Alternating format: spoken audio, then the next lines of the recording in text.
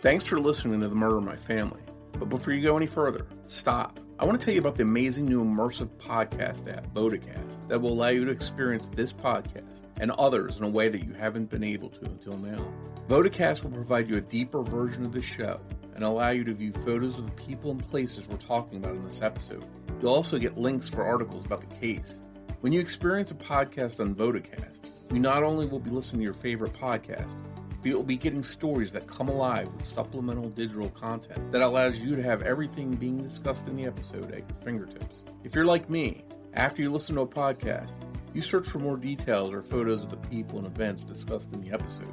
With Vodacast, it's all right there for you. So try Vodacast out today. Click the link in my show notes to learn more about Vodacast, or download the app today in the App Store and change the way you experience podcasts forever. That's Vodacast. Vodacast.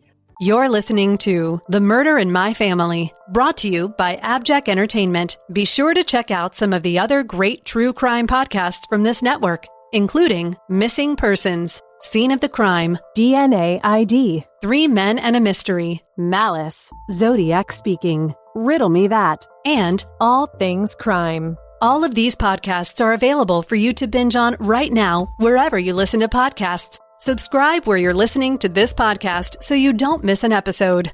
The views and opinions expressed by guests on this podcast do not necessarily represent those of the podcast, its host, or sponsors. If you would like to discuss the murder in your family on this podcast, please be sure to visit themurderinmyfamily.com for more information. You can support this podcast by visiting patreon.com/The Murder in My Family. This episode may contain unsettling material or subject matter. Listener discretion is advised.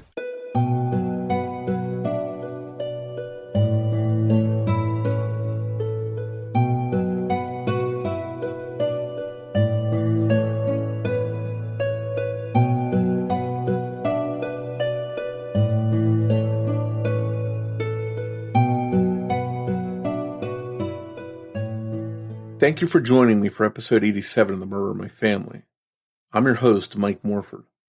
In this episode, we'll be discussing the case of a young mother who was murdered in a shocking act of domestic violence. You'll hear how her mother and sister fought desperately and heroically to save her life, but sadly they weren't able to. The story will move you as we explore both the best and the worst in people. We'll dive into this case after some quick housekeeping. Independent podcasts like this one depend on word of mouth to bring in new listeners. So if you find that you enjoy this show, please take a moment to rate and review it wherever you listen to your podcast. And be sure to introduce a friend to the show and invite them to listen. With your help, The Murder of My Family can continue to grow and reach a new audience. To learn more about the show or the cases we discuss, please visit themurderofmyfamily.com. You can also find us on Twitter with the handle @MurderOfMyFam, or by searching for the Murder of My Family podcast on Facebook. If you'd like to support this show through a Patreon donation, it's always appreciated, and you can do so by visiting patreon.com/The Murder of My Family. Benefits of supporting the show on Patreon include early access to ad-free episodes of the show, plus bonus content not heard in regular episodes. Support may also include thank you cards, stickers, and more. If you prefer to, you can also support the show through a PayPal donation by visiting paypal.me/The Murder of My Family. In each episode, I'll give shoutouts to any new supporters, and thank you to all the supporters that generously donate to help keep the show growing and improving.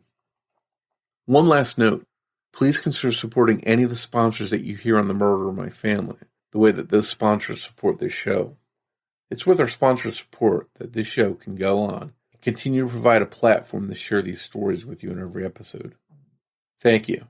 And now on with the show. Kymberlee Larsen, or Kim, as most people called her, was the youngest of 5 children, and she was adored by her family and friends.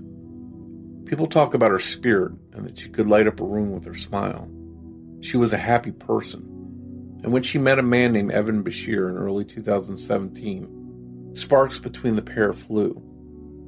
The relationship quickly escalated, and the couple moved in together in Meridian, Idaho. After 6 months of living together, a son named Donovan arrived. Kim adored her young son, and there was nothing she wouldn't do for him. The relationship between Kim and Evan seemed solid to outsiders. He was supportive and helpful during Kim's delivery, and seemed to be a good father as well as a dutiful partner, changing diapers and taking Donovan for walks on a regular basis. But the amount of drinking Evan liked to do did worry Kim's mother, Juliana, who only wanted the best for her daughter. But other than that, things seemed good for the young family, and it should have been the beginning of great times for them. Instead, a violent tragedy would strike, ending Kim's life, and the person who was responsible should have been someone she could trust. Around March 22, 2018, 22-year-old Kim reached out to her family about Evan, and she admitted that he had been both verbally and physically abusive to her recently, after he had come home one night. Evan had choked her, and that was the absolute last straw for Kim. Kim's family wanted to quickly help, and they encouraged her to leave right away, so she did. She moved out of the home she lived in with Evan, and moved to Nampa, taking her young son Donovan to stay with her sister Chelsea and her family. Evan didn't take the breakup lightly, but no one could have predicted what he would do. Just days later, on the morning of March 27, 2018, Kim was at Chelsea's home along with Chelsea, their mother Juliana, little Donovan, and Chelsea's 2 daughters. Kim's ex-boyfriend, 29-year-old Evan Bashir, showed up unannounced. At around 8 a.m., he rang the doorbell, but when Chelsea answered the door, no one was there. She did see Evan's SUV, a Dodge Durango, parked down the street, and she got a gut feeling that something wasn't right. She raced towards the back of her home to make sure the back sliding glass door was locked, and she shoved the bar into the frame to lock it, just as Evan was arriving at the back door, screaming. He wanted to see Kim and their 3-month-old son, but Chelsea refused to let him in. Unfortunately, that didn't stop Evan. He broke the glass door and smashed his way into the home. That's when he violently attacked Chelsea with a machete. Hearing the commotion, Juliana ran up to try and stop Evan, and she too was attacked. He then made his way to Kim. Chelsea grabbed her husband's shotgun in an effort to stop Evan, but her hand was so badly wounded that she couldn't use it and decided to make a run for it out of the house to get help. But she had trouble turning the lock on the door to open it, but eventually was able to open it and ran screaming to the neighbor's house for help. A neighbor yelled into Evan, warning him to leave the woman alone and that the police were on their way. Despite being safely outside, Chelsea ran back into the home. She wanted to try and protect her family. Meanwhile, the protective grandmother, Juliana, although severely wounded from machete blows, had somehow managed to grab Donovan and keep him safe, barricading themselves in a room.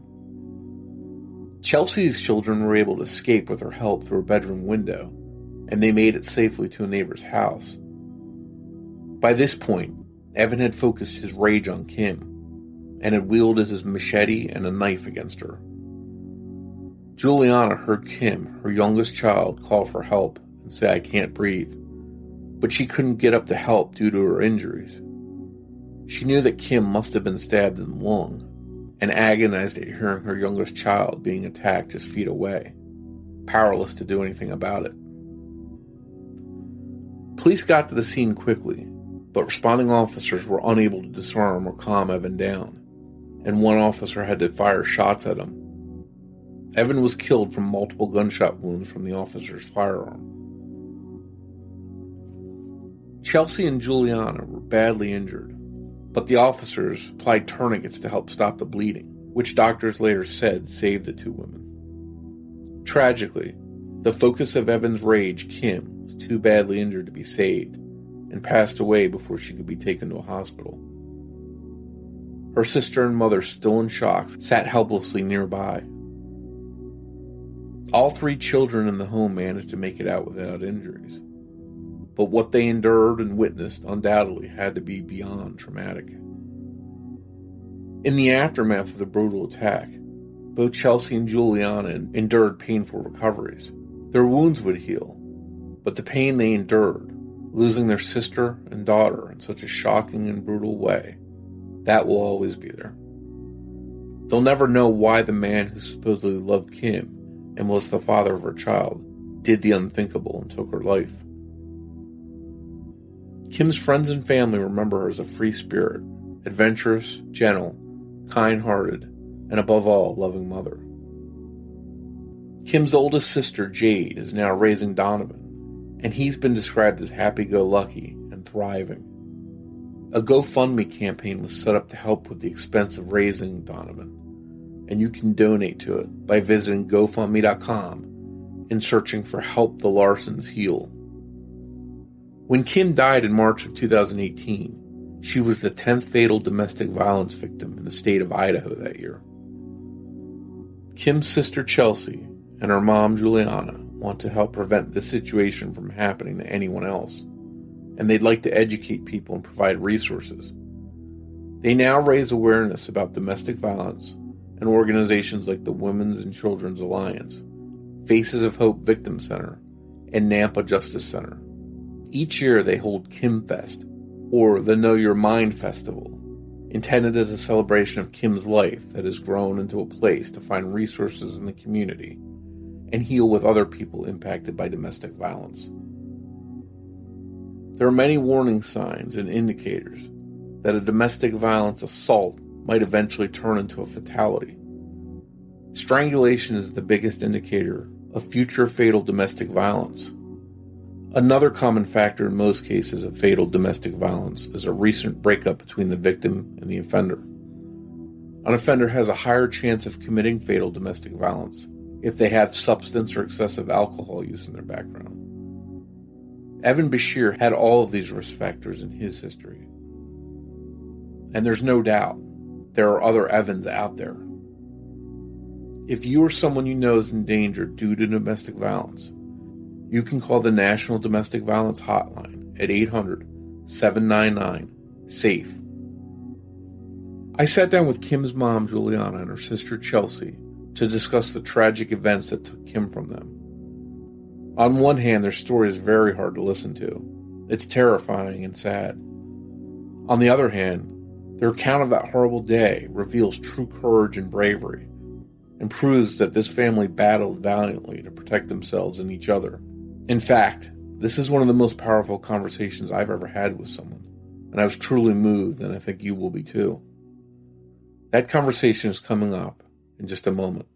Hey everyone, spring is here, and for many people, this is a time when we want to get out and get active. But for some of us, that's easier said than done, because often, things that have been weighing on us don't magically go away with the change of seasons. But the good news is, there is help, and that help is called BetterHelp. If there's something that's interfering with your happiness or preventing you from achieving your goals, then BetterHelp Online Counseling just might be the right solution for you. BetterHelp will assess your needs and match you with your own licensed professional therapist. You can connect in a safe and private online environment. It's so convenient, and you can start communicating with a counselor in under 24 hours. This isn't self-help, it's professional counseling. Send a message to your counselor at any time. You'll get timely and thoughtful responses. Plus, you can schedule weekly video or phone sessions, all without having to sit in an uncomfortable waiting room. BetterHelp can assist you with so many things, from trauma, depression, and anger issues, to LBGT matters, grief, stress, and so much more.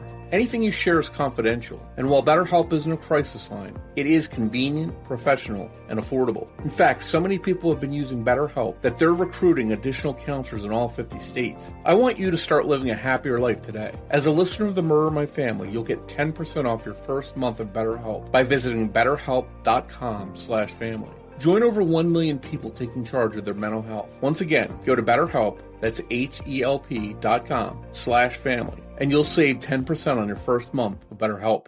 This episode is sponsored by Every Plate, America's Best Value Meal Kit. Experience full plates and fuller wallets with America's Best Value Meal Kit. Every Plate makes home cooking easy and affordable as a much cheaper alternative to takeout, but just as delicious. Think of it this way. One meal from Every Plate is the same price as 1 cup of coffee. And best of all, it's delivered to your door hassle-free. Recipes come together in about 30 minutes, definitely faster than a trip to the grocery store and starting a meal from scratch. Let's face it, there's a lot of meal kit services out there to choose from, but with Every Plate, you'll get great meals delivered to your door fresh, and at a price that's more affordable than the competition. I just tried the lemon garlic chicken, and it was delicious. Now listeners of the Murder My Family can try Every Plate for just $1.99 per meal, plus an additional 20% off your next 2 boxes by going to everyplate.com and entering code FAMILY199. Once again, go to everyplate.com and enter promo code FAMILY199 to try Every Plate for just $1.99 per meal, plus an additional 20% off your next 2 boxes.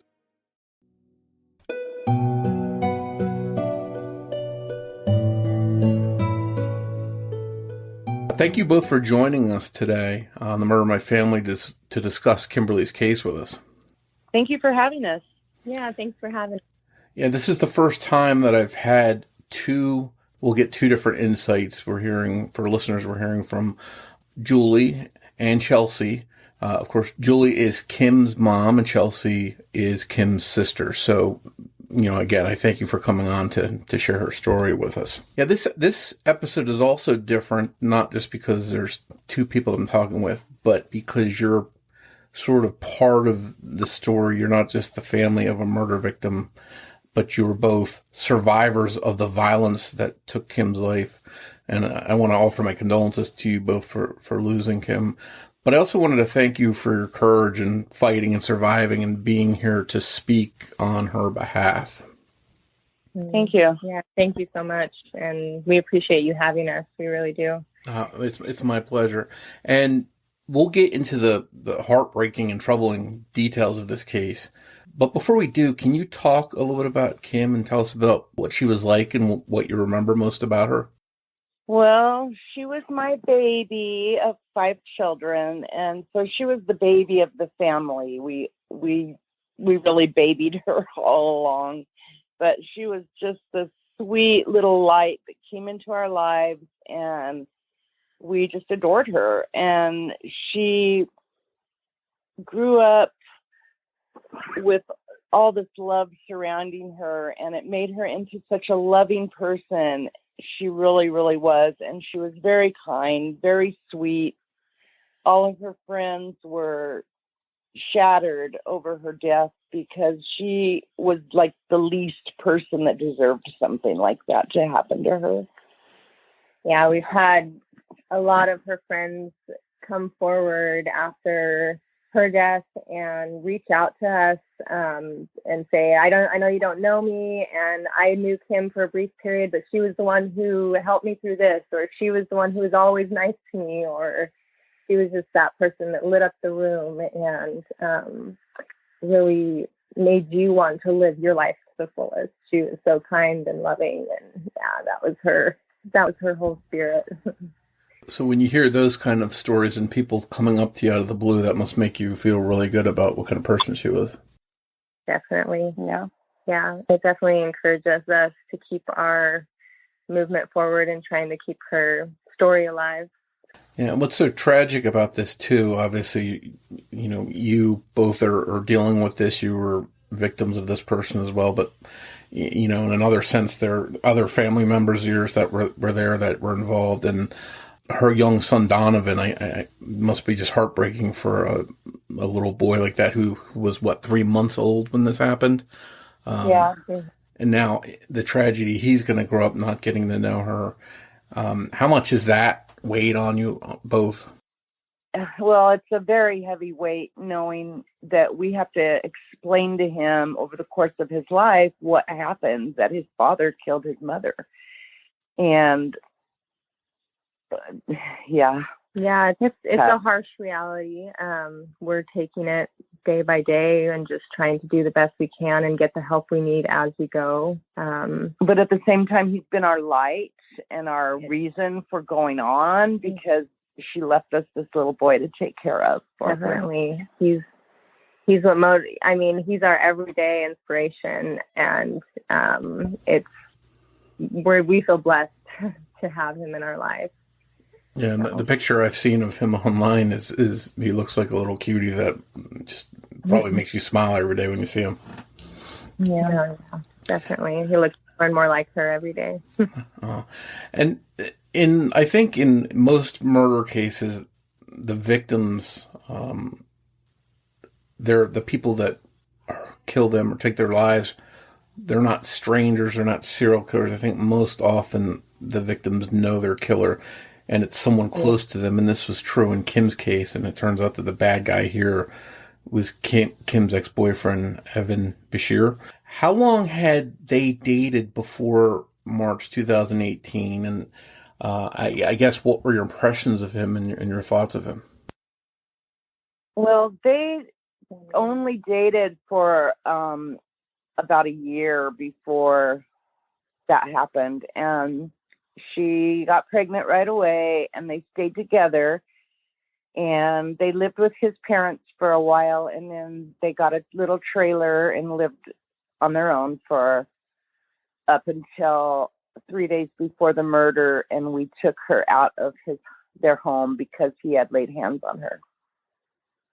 For the first time, he had been becoming increasingly alcoholic and staying away, and they'd been having issues, but nothing violent until that night. And she, the next day, told us, and I think we got her out that weekend, and it was just a few days that she was at my house. My mom lived with us at the time. My husband and I, we have a home, and she came and stayed with us, and a few days later he showed up without any warning. He hadn't even spoken to her since he left. So she had gone to their trailer and took her stuff with the help of her siblings, family, came to our house, and no confrontations or anything. It was just, and she had messaged him or whatever, and she didn't hear anything back, and then showed up Tuesday morning, March 27th,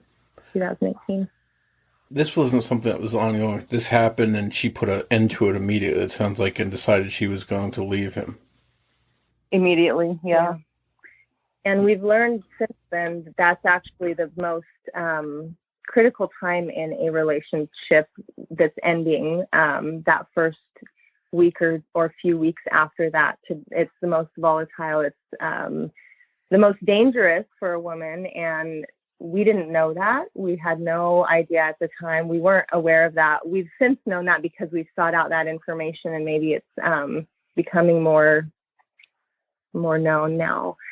But yeah, that's one right thing away. We'd like to get across to people is that to be really careful during those first couple weeks of a breakup if it's a volatile situation. If there is violence, and substance abuse, and in their case, it was new baby and a hard time keeping work and being in those general life stresses, for a young couple that starting a family, and it was just too much for him to handle at the time. But you're right, she got out immediately. She did what she thought was right. We did what we thought was the right thing to do, and it was. We thought she was safe. We just didn't know to be more on guard after that, to be more careful, alert. To not, to be more concerned if he showed up unannounced, to those sort of things, that stalking and that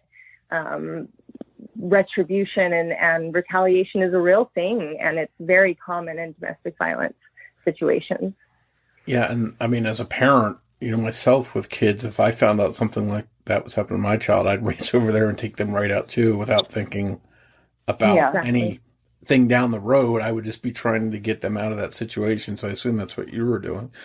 We did, and once we had her at our home, we thought she was safe with us. We just had no idea. We just didn't even realize what was going to happen. Yeah, and we found out later that must have been what he had been plotting that whole weekend, because she got out on a Thursday, and then it was a Tuesday, I believe, that it happened. And that whole time when he wasn't communicating with her, he very meticulously planned out what he would do. At least we gathered that from the information we obtained after. Because there were no weapons in his home. My daughter and son who went and took her out of their home searched their trailer and made sure there were no weapons in there, and there wasn't. So all the weapons that he brought or that they found in his car at the time, he had gathered over those few days. And did he have anything in his background as far as any record of domestic abuse or any kind of intimidation or stalking or anything like that? I believe there was one prior report done that was basically just a notation on his record, but he had nothing in his criminal offenses. But I can't really be quoted on that, but I'm pretty sure that he had, because I learned later that through one of his friends, mutual friends, their friends or something, that he had a history of at least one of his exes being aggressive with or being violent with. And so, but we didn't know that. Like we said, she had only known him a year and they got pregnant right away. That was their whole world. That whole time they were together is planning for their new baby and planning for their family and getting, it was like it was meant to be. I mean, it was really beautiful what was happening. Like, we felt like they were truly in love and wanted to be a family, and we're kind of taking cues from my husband and I. We were in the process. We had 2 little girls at the time, 3 and 1, who were also in the home at the time. Too. They were there among, in that whole year leading up to it. They were at our house a lot. That's why he knew us. He knew our home. He knew that my husband would be at work that day. He knew that us women would probably just be getting up and the kids maybe, just barely waking up, and at 8:00 on a Tuesday morning. I mean, it was very meticulously, he knew us inside. And like you said, it's most common when with the people the best and are closest to, unfortunately. Yeah. And let's go back to that day, March 27th, 2018. Everything seems okay. They've been apart for a couple of days. You're all living at your house, Chelsea. What happened? Can you walk us through that day and how things unfolded? Yeah. So I had just woken up. It was maybe 10 till 8 in the morning. I mean, I was really just waking up, just sitting down. I think I just opened up my computer and was going through emails or something. And my little girls were still sleeping in our bed in the back room. And I heard a knock. No, I heard the doorbell ring, sorry. And I was like, thought that was weird, because we do have a sign over our doorbell saying that please do not ring the doorbell. We have kids sleeping or something like that. Anyways. But nobody was there when I answered the door, and I looked out the window and I saw that his car was there, and it just hit me like, oh crap. Like, for some reason, I ran to the back door, and right as he was going to open the sliding glass door, I put the lock in the door so he couldn't. And he was like, "Where's Kim? I need to see Kim." And I said, "You can't see her, or you can talk to her through the glass. I'll go get her, but you're not coming inside," because I could tell something was off, but it didn't hit me. I didn't see any weapons in his hand. He didn't seem like outraged. He just wanted to talk to her. So I was like, "Yeah, I'll go get her," So I went and woke her up, and she was just waking up with baby Donovan. She's like, "Okay, wait," change his diaper, and started doing that. And before she could even get out the door, we heard a crash, which was Evan breaking in through the sliding glass door. And she was in the hallway, and I rushed after her, and he was already attacking her with a machete. So at that point, I tried to, I think, pull him off of her or something. But as soon as I went to do that, I got hit with it on my head. I don't remember feeling it. I just remember hearing the thud and thinking, and then just going about what I was doing, which was trying to derail him from her. And so at that point, I was in bed asleep, and I heard Chelsea, I believe it was, say, "Evan, put down the knife." And that's what woke me up. And I thought to myself, "Oh no, I've got to get up and defuse this situation." And I jumped out of bed and went to my door. And when I opened my door, I didn't even see him, but I immediately got hit in the head with the machete. And it was a really hard hit. And it like knocked me backwards onto my bed, and I sat there for a minute, and I thought, uh-oh, this is really bad. And I ran out of my room, and at that point, Evan and either Chelsea or Kim, I really don't know who, was standing in the doorway of Chelsea's room. And I ran over and I grabbed him around the legs. I just wanted to stop him. And that's what I did without even thinking about it. Yeah, so she was holding him by the legs, and I'm trying to get the machete out of his hand, using my own hands, because what do you do when you're injured and trying to disarm somebody? So I ended up with a severe injury on my hand. I could have very well lost my right thumb. Luckily, it was just the chunk of muscle that came out of my hand and some other injuries. But as we're shuffling or whatever in the doorway, and my mom's holding on to him, I get free of him, and Kim follows me out. I guess I run out to get help. That was my first instinct. I don't particularly know what drove me to think I need to go and like get help from a neighbor, because I'm assuming because I didn't have my phone on me. I didn't, that would have been a harder thing to do, I guess. So either way, I got out. I went to my neighbors and knocked on their door. Nobody answered, but I was like, okay, I'm going to the next neighbor. I went to the neighbor on the opposite side of me. I knocked on their door. Nobody answered. I thought, okay, well, somebody's either heard me or not, but my kids are inside, so I'm going back. Went back. I didn't even realize how injured I was. I knew that my hand was hurt. I was running around.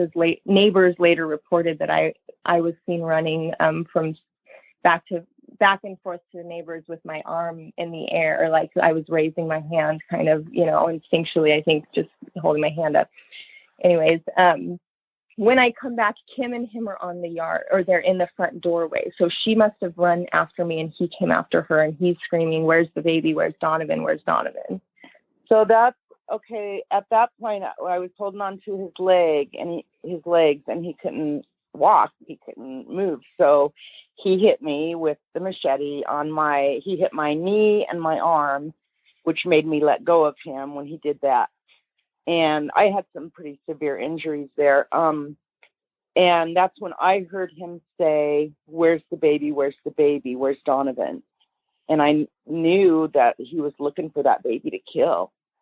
And he ran out the front door. Like Chelsea said, he went after the girls. Well, I, in my mind, thought, I know where that baby is. So I dragged myself into the room where the baby was and shut the door and held it shut with my good leg as hard as I could. There was no way that door was coming open if I could help it. And he was not going to get in there and get that baby.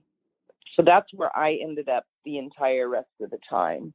Yeah, so that was as I was running out getting help. She was crawling her way to the door and to the room and getting herself in front of the door. And then as she's doing that, that's when I'm probably coming back, and he's saying, "Where's the baby?" Where's, in the front doorway with Kim, with her, him holding the machete to her head, saying, and me saying, "Please, we don't have to do this. You can see the baby. It's going to be okay. It's, please just drop the weapon," that sort of thing. At that point, he saw that I was engaged in whatever, and he pulled out another knife, and he was like, "Okay, then you want to play too?" And he stabbed my sister in the face.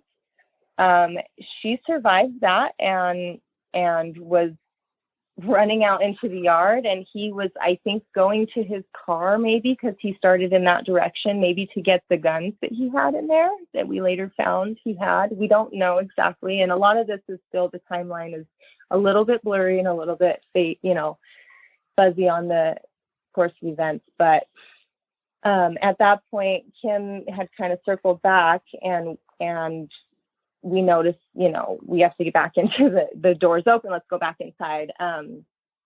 She So we went inside and shut and locked it and went straight into my bedroom. But right when we got into my bedroom, she was just like my baby, those motherly instincts. We both were just like, our babies, we have to get back, and so I was just like, yes, go get your baby. I remember touching her. And at this point, she still has this knife in her head. She's told me, I have this thing in my face. And I'm just like, I know, we're not really like making eye contact. We're just moving through this, this experience. And I said, yeah, go get your baby. And then I shut my door and I went straight for my shotgun, which my husband that weekend had just been showing me how to unlock the trigger lock and all that stuff. But I couldn't unlock it because my hand was completely broken. It was useless. It was bleeding everywhere. So I ditched that idea, and my window was right there. And the whole time my babies are sitting there. They're awake at this point, obviously, and we learned later that they heard the whole thing, and the little one, the 3-year-old is helping the 1-year-old stay in bed and, protect her, and witnessed a lot of that whole encounter when I'm trying to get the machete out of his hand and my mom's holding his legs and all stuff. So that's all in our doorway of where my kids are sleeping. So anyways, I noticed the window's there. I open it up. And at that point, my right leg is completely, my knee has been gashed open. My hand has been gashed open. My head's been gashed open. I noticed myself in the mirror and realized the extent of my injuries and that I hadn't before. I was bleeding and my full face was covered. I didn't realize that I didn't even feel anything. So I jump out the window with my injuries. And I run around the side of the house to try to get help because for some reason I think that I don't know why. I run around the side of the house to get help from somebody to help me get my kids out of the window because I don't think I can do it on my own with my injuries. Maybe because I've seen them. I don't know. And there's neighbors standing there, but nobody will come and help me. Finally, somebody does. I'm like standing there begging them to come and help me. He's not in there. I just need to get my kids out. Like that, just the window, it's the back room. Somebody finally comes and I'm calling to my 3-year-old to come to me. And she won't because I'm bloody. So I jump back in. And by the time I can put her out the window, that my help is gone. So I set her on the cold, grass and I jump back in, get my 1-year-old, jump back out. And I run them over to my neighbor's house. And she finally opens the door at that point. And I throw them out. So at the point where I was in the bedroom with the baby and Chelsea and Kim were out, so I didn't know what was happening other than I was keeping that door shut and not letting him come in. So all of a sudden I felt somebody pushing on the door, trying to get in. And I, in my mind, thought it was him, was sure it was him, and was not opening that door. And I kept that door shut. And later, months later, I realized or found out that it had been Kim that was trying to get in. And that was a really hard issue for me to reconcile, that I had kept her out of that room, although I also know that had I let her in that room, he probably would have come in after her into that room and got, who knows, probably killed all 3 of us or finished us off. But at the time when it was happening, I thought it was him and I was not opening that door.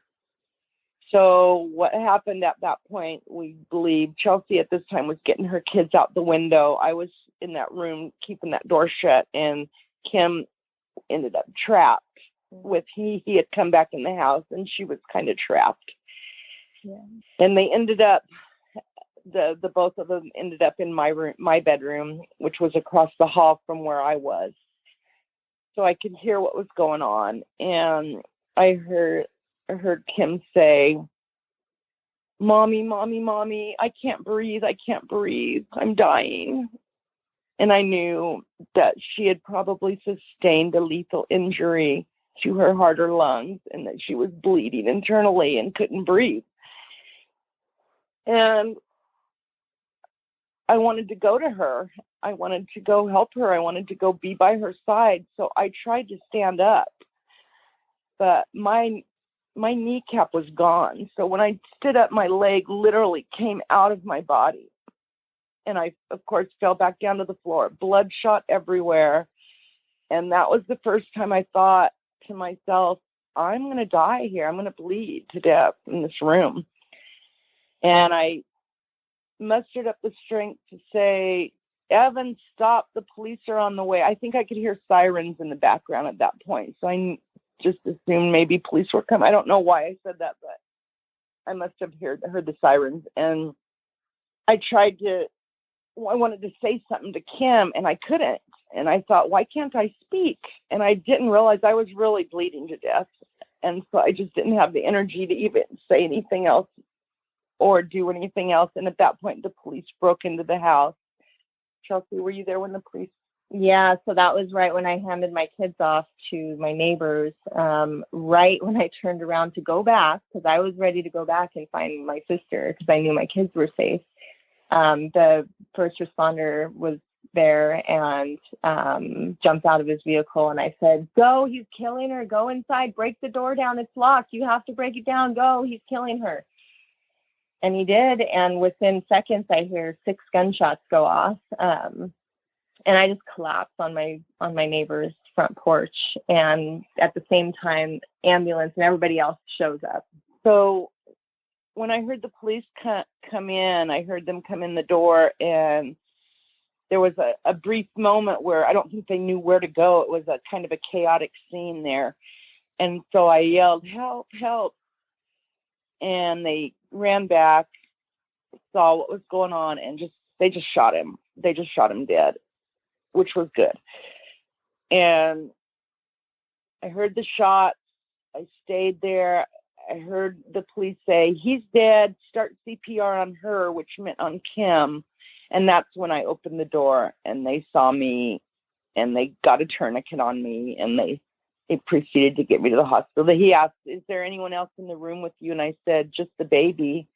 And he said, the baby? And they grabbed Donovan. And Donovan was laying butt naked on the bed right there, which was like a double mattress on the floor, not on the frame or anything. He just was laying there. I was in mid-change when everything happened. So, and he was happy he was just happy, kicking his little legs. And I think maybe because of, the good thing about kids is they sort of don't have this, they can't interpret what's going on around them, kids that age. Right. So maybe that helped protect him and not experience some of that. But I mean, what you just described is awful. I can't even imagine myself in that situation. It sounds like something out of a horror movie. How long it sounds like it might have been an eternity for you. How long an ordeal was this for you? It was only like 10 minutes. It was very short.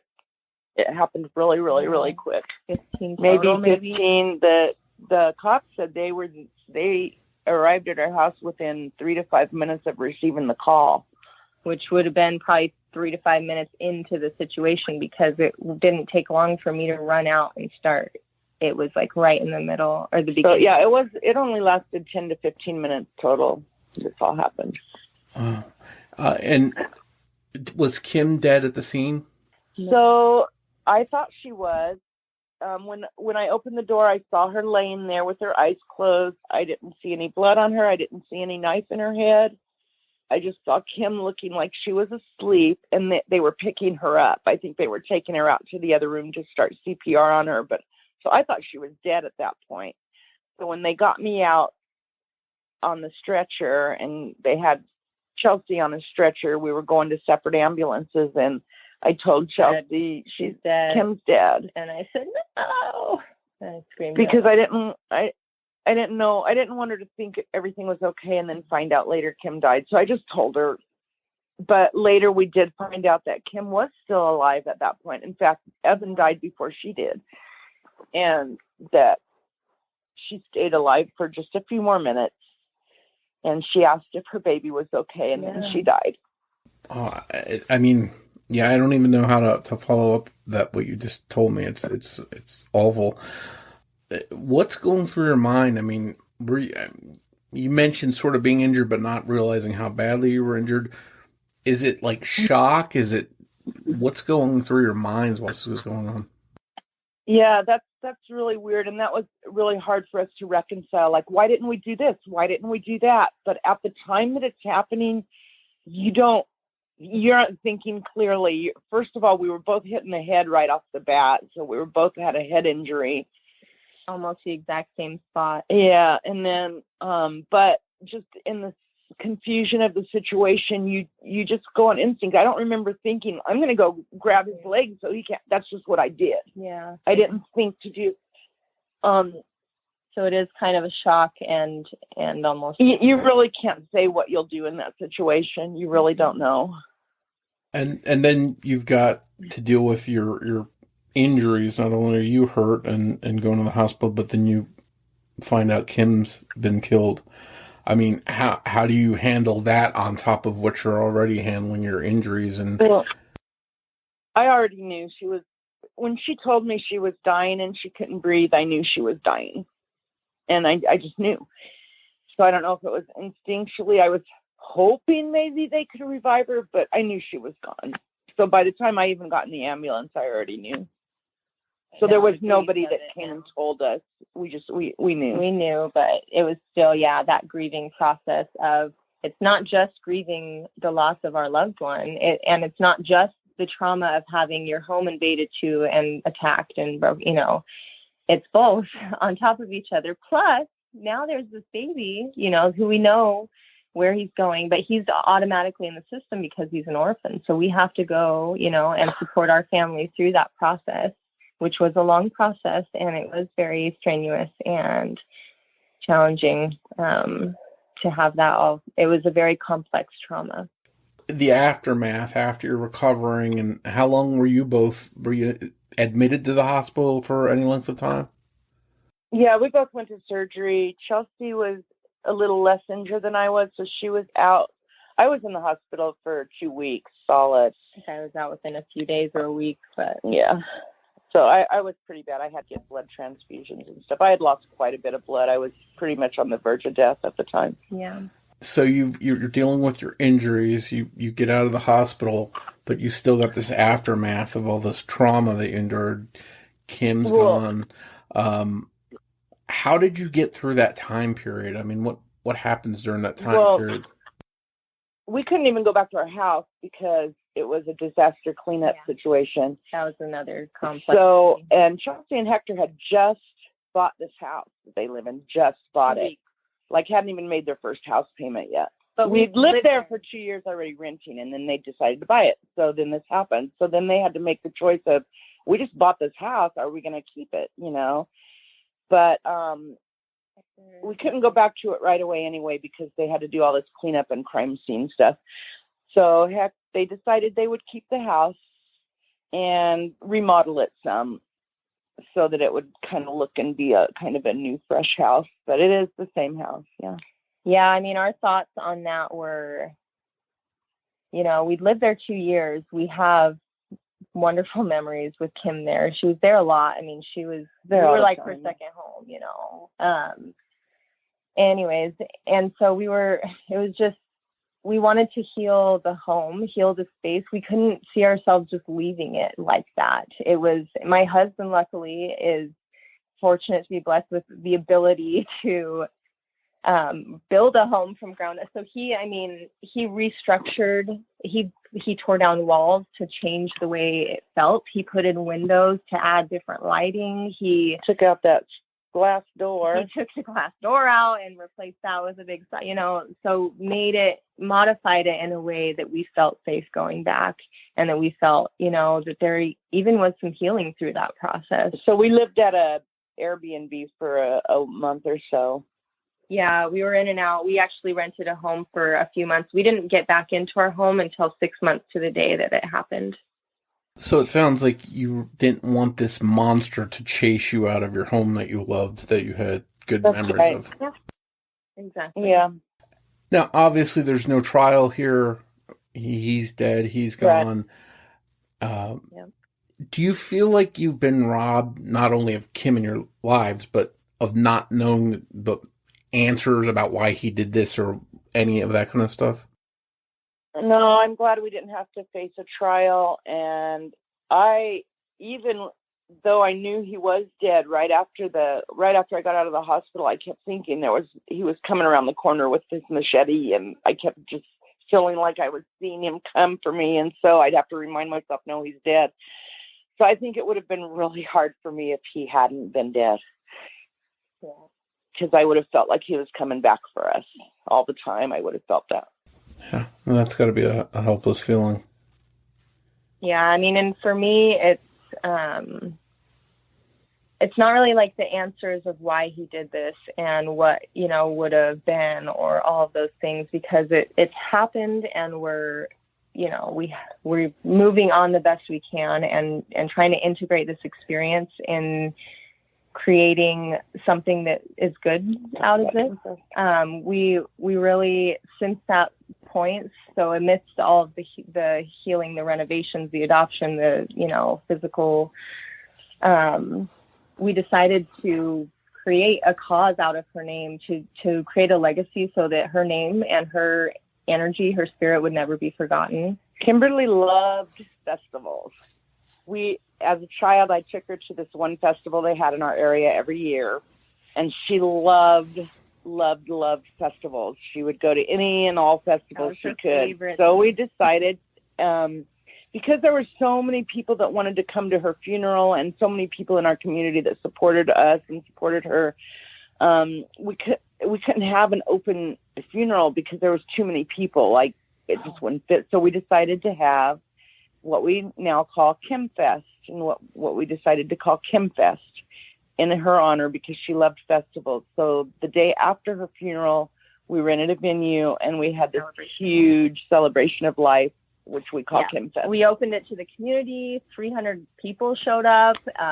We had vendors there that were like volunteer, either they were mental health prevention or suicide. We had therapy dogs come. We had some local artists come and donate their time to just share in the day. And we called it a celebration of life and love. And it was really beautiful. And what we didn't touch on was the day when this happened, it made headlines across the United States.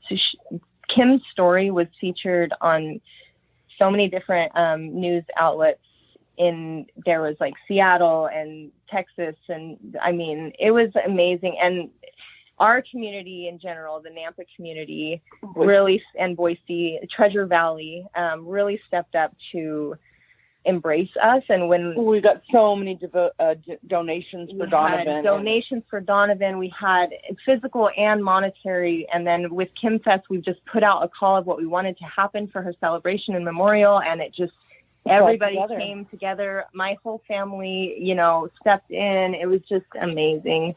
So we decided to do this every year. And since then, even last year during the COVID shutdowns, we had a virtual one, but we are having a KymFest every year. We did one in hers the year she died. And then the next year was 2019. The next year we had to have a virtual 2020. But this year we're having another one that's going to be socially distant friendly. So you can drive through it or you can get out depending on what people want.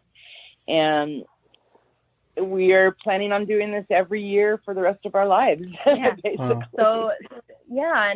And what we've adapted from Kim's name is kind of the premise around KymFest, and our whole movement and our cause is Kind Your Mind. Her name was spelled. Her name was spelled Kym. So Kymberlee, Kymberlee.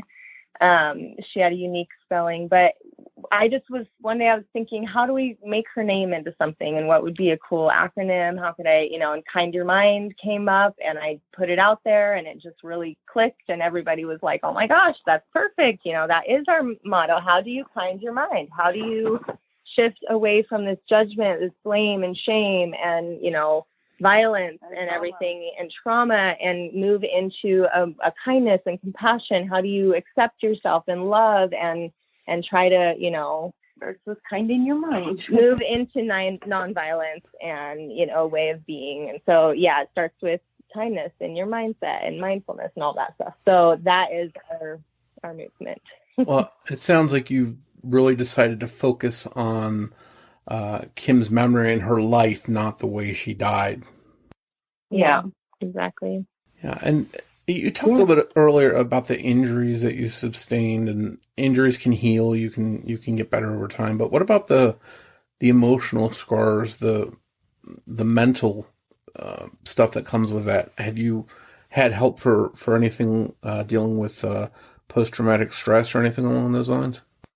Well, we all went to counseling for a time, and for probably the first couple of years, we went to some counseling, and we've just muddled through it. It's a horrible thing. Grief is awful, no matter how your loved one dies. It doesn't matter. It's still horrible on a person, and it's hard, and it takes a long time, and you'll never forget your loved one, and you'll never stop missing them.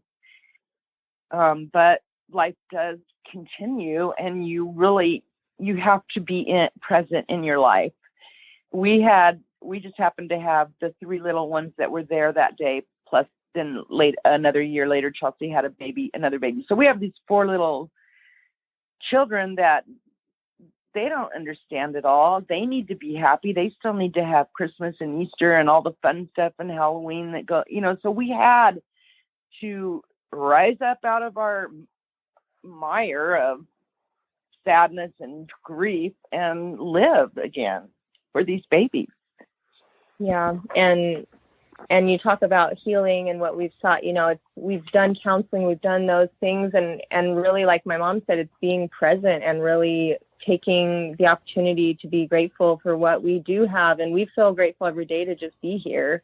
There, so many different ways that could have turned out where we wouldn't be here and our babies wouldn't be here and stuff. So it's that being present, being mindful, and then taking that mentality that we're putting out there of being kind and really being gracious with ourselves and compassionate for our process, because we've gone through this, and in spite of what we've gone through, we even want to reach out to people that might have anger management issues and to be in a situation where they are the abuser. We would like to help those people too. Like it's not just for victims, it's for everyone. And you mentioned earlier that you didn't know what to do in a situation like this, where you just go rescue your loved one, bring them to your home, and hope that's enough. What have you learned that, to maybe, if you could go back in time, what things would you have done differently? Or what, if someone in a similar situation, what are some advice that you might be able to give them if they find themselves in a situation where they're trying to protect a loved one and they think it's enough to just bring them to some place and get them out of that atmosphere? For me, it's just being cautious and being extra mindful, maybe having some strategic, escape plan in a way. I mean, I know in Kim's case, it was really just quick. It was like, okay, let's get you out. Let's do this. But in my scenario, had I known that it's dangerous and all this, that he could be seeking retaliation, I would have grabbed my phone immediately and just called somebody versus go wake her up and try to have them have a talk and all that stuff. It would have been an immediate red flag that he's here unannounced. That's not right, because, this is real and he could be dangerous. I don't know him in that way, whatever. Like, just knowing that, and it wasn't even him as a person, but he was so enraged at that time. He was hopeless. This was a suicide mission for him. His love of his life took his baby away. They had this life plan together that obviously wasn't going to work out. He probably felt like he screwed it up and felt guilty maybe and ashamed that came to that, and was going to go and take his own life, but he was going to take her with him because that's all he ever knew. And they were so, her and the baby, he wanted them and they wanted each other so bad. It just wasn't, So that's what we feel happened, that he was this hurt. And for me, and because I'm the visionary behind Confess. My family supports me 100%, and 100% is there to give me guidance and everything else. But it was kind of my idea, like, let's do a festival. Kim would like that. Yeah, everybody, yes, for sure. We did it. Well, we can't just have a festival every year. We need an organization behind it, because it's not just a festival that we want to have. We want to have support for people year round. We want to be able to increase the awareness and access to these resources and this knowledge, So we need that. So I founded this organization, For You Network, Family-Oriented Resources for the Young, Old, and Underserved, a network of community resources that works to reduce violence and heal trauma. So that ForYouNetwork.com. No, it's not actually. No. It will be www.foryouNetwork.org. It's coming soon this summer. We plan to launch our website, but we do have Kymfest.com up right now that will tell you all about the festival and give you access to donate or to sign up or be a vendor, sponsor, or anything like that. But for now, what I was saying was that I knew that we needed an organization behind this. And then the Kind Your Mind movement, everybody is seeking a way to connect and to find empathy and to find compassion with each other and to find this sort of sense of community that I felt like, so since then, we're moving in the direction of having this organization that has a physical location that we can offer these sort of support groups. It's a nonprofit. It's a nonprofit. It's a IRS, registered 501c3. We're all legitimate. We're seeking a location at this point to be able to house our operations. We host a trauma support group. We've been doing that online for the last couple of years. We started in person at public locations. We do seminars on grief and trauma, and we connect people in our community to resources. So, and Kymfest is our main event. Kymfest is our family reunion. It's our celebration of life that brings these resources to the people. It brings everything in one area that allows people the opportunity to network and connect with the life-saving services that are out there that are readily available, but people do not know how to access them. And being aware of them is one thing, and being able to engage in them is another. And we want to be able to host that. So Kymfest is a way to do that every single year. Well, it's really powerful when someone goes through this kind of worst experience you're ever going to go through, and then you come out the other side and channel it into something good that will help other people. Yeah. Yeah, that's the intention. And we want to promote this healing on a whole body level of, it's the mental and emotional, it's the physical, and it's the spiritual. It's all connected. And how do we help you find the resources that are best suited for you and the way that you want to heal? And because it's different for everybody, it is not a one size fits all. What works for others, like counseling and talk therapy and that sort of thing, doesn't work for others. And there's sound therapy, there's acupressure, there's massage therapy, there's hypnotherapy, there's other things that work that are integrative. And that's what we're really trying to promote, is find what works for you and seek out the help that you need and kind your mind. Yeah, that's all good stuff. If you can help someone prevent something like this or get help with something they're dealing with like this. And you've gone through hell. For everything you described, this sounds like the worst situation that anyone would want to go through. But how are the kids doing now? Or do they have memories of that day? Are they resilient enough that they've sort of not, realized what happened that day? The oldest one was 3. And she does have memories. She remembers that day, and we talk about it semi-frequently. She'll bring it up and ask, where did you go when you left? And what were you screaming about? And, it was scary. And the bad man came. It was right after it was the bad man came and hurt you guys. And why did that happen? It was, and we had to explain, it's a hard thing to explain to somebody, especially the child whose father, did this, that it was a bad decision on his part, that people make these horrible mistakes, and that, just because he did that doesn't mean you're a bad person. It doesn't mean that affects you. And it's hard when they're so little that they don't understand. So we'll adjust. So that we're trying to just take it as it comes as far as his age and what's appropriate for him to understand. Of course, he understands that there's a Kim. He has a mommy angel in heaven. We go and see her at the cemetery.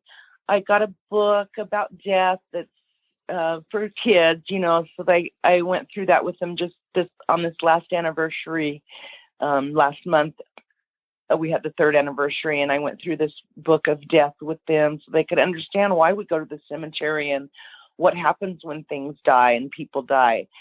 So we just kind of explain a little parts of it at a time as they grow and as they are, their age identifies with what they need to know. But the 3-year-old, my oldest, she went through a series of play therapy and specific trauma therapy for kids who have witnessed domestic violence and that sort of thing through a local center. And this was kind of family oriented, where I would be involved in the sessions and stuff. And I think just giving her outlets to be able to talk about it, and when she does bring it up, be able to, and with all of them now that they're all getting older, and what she knows is going to be what they know and all that. I mean, it's just answering their questions in a simple way that we feel like they can understand, but maybe not leading them on into asking more. Letting them be the guide of the conversation is really what we focus on. And if they have curiosities, we'll be able to,